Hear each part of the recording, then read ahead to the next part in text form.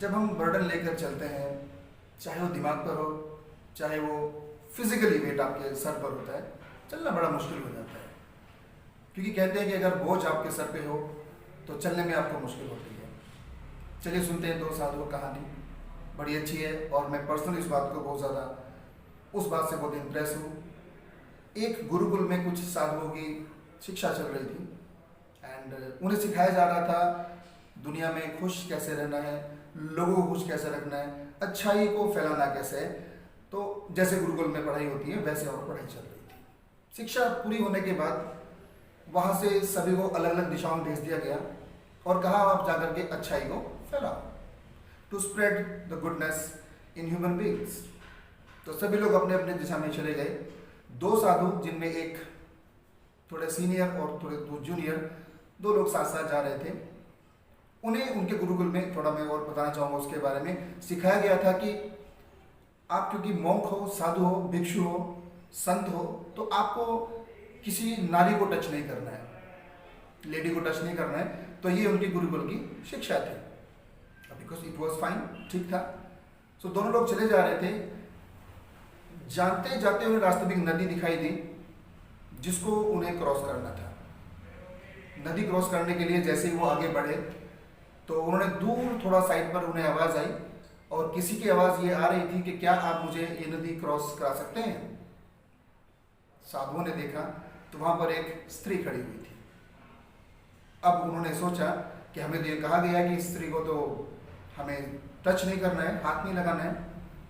लेकिन फिर भी जो सीनियर साधु थे उन्होंने हाँ में जवाब दिया और उस लेडी को अपने कंधों पर बिठा करके नदी क्रॉस करा दी as a gentle human being. लेकिन जो छोटे जूनियर साधु मोंक थे, उनके माइंड में एक विचार जो है चल रहा था कि शिक्षा तो हमें दी गई है कि हमें ये काम नहीं करना है, बट फिर भी इन्होंने पता नहीं क्यों किया। सो ऑन उन्होंने इसको आगे जाकर दूसरे किनारे पर उतार दिया और वो आगे चल पड़े। बढ़ते रहे। रास्ता बहुत खूबसूरत था, प्रकृति बड़ी अच्छी थी और जो सीनियर साधु, जो मोंक थे बड़े, वो एंजॉय करते हुए चल रहे थे। एंड आगे जाकर उन्होंने देखा कि पीछे जो उनके जूनियर साधु जो चल रहे हैं, वो चेहरे पर उनकी उदासी है। He was not looking fine. So he stopped, वो रुके एंड उन्होंने कहा भाई मुझे लग नहीं रहा कि आप अपनी इस प्रकृति को चलते हुए एंजॉय कर रहे हैं, इसका आनंद ले रहे हैं, आपको कोई प्रॉब्लम है। तो जूनियर साधु ने जवाब दिया, हाँ मेरे मन में एक सवाल है, हमें तो ये सिखाया गया था कि किसी भी नारी जाति को जो है आपने टच नहीं करना है, हाथ नहीं लगाना है, लेकिन आपने उसको कंधे पे बिठा लिया।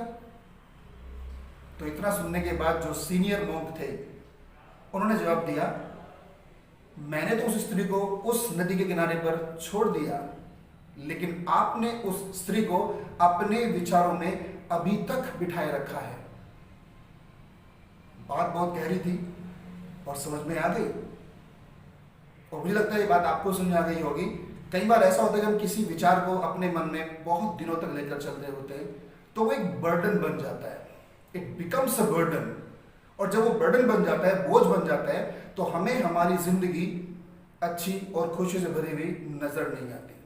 फिर हमारा जो रास्ता है वो कितना ही सुखदायी क्यों ना हो, वो सुखदायी हमें लगता ही नहीं है, क्योंकि हम उस रास्ते को नहीं देख रहे हैं। हम उस बर्डन पर जो हमारे दिमाग में है, जो बोझ हम लेकर चल रहे हैं, वो परेशान कर रहा होता है। मैंने पर्सनली अपनी लाइफ में इस स्टोरी को बहुत ज़्यादा महसूस किया और मैं ये मानता हूँ कि हमें कभी कोई बर्डन नहीं कैरी करना चाहिए। आप और हम जब भी कभी, चाहे फिजिकल बर्डन हो, हमारे सर पे कुछ बर्डन रखा हुआ है, हमारी कमर पे कुछ बैगेज रखे हुए हैं, हैवी बैगेजेस रखे हुए हैं, चलने में बहुत मुश्किल हो जाता है। हम रियली लाइफ को, अपने रास्ते को एंजॉय नहीं कर पाते हैं। So don't carry any burden. If you want to be happy, be light. और जाता क्या है लाइट होने में? Nothing else. आपने जस्ट लेट गो करना है, जो हुआ सो हुआ, लेट इट बी।